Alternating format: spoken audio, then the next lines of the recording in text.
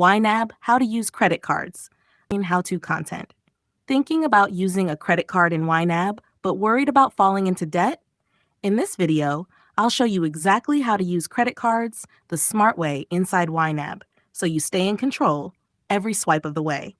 How Ynab sees credit cards.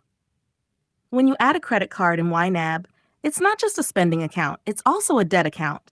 Ynab helps you track both your spending and your payments, so you always know where your money's going. Once added, a new category appears in your budget called credit card payments. This is where money builds up to pay the card off. Section 2, making a purchase with a credit card. Let's say you buy groceries with your credit card. In Ynab, log the transaction in the credit card account. Choose groceries as the category, just like you would with a debit card. Ynab will move that same amount of money from your grocery category to your credit card payments category. This way, you're not building debt. You're just borrowing temporarily with the cash already set aside. Section 3. When it's time to make a payment, go to your credit card account and add a transaction. Set the payee to your bank, choose credit card payment as the category, and enter the amount.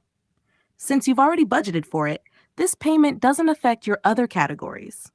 Section 4 will overspend. If you forget to budget for a credit card transaction, say you spend without assigning a category, Ynab shows your credit card payment category in red. You'll need to move money from another category to cover it. This keeps your budget honest and prevents debt from sneaking up on you. And true. And that's how you use credit cards the right way in Ynab. Treat your card like cash you've already budgeted, and you'll stay in control. If this video helped, hit like, subscribe, and check out our other tutorials, like how to categorize credit card payments or how to budget with cash and card together.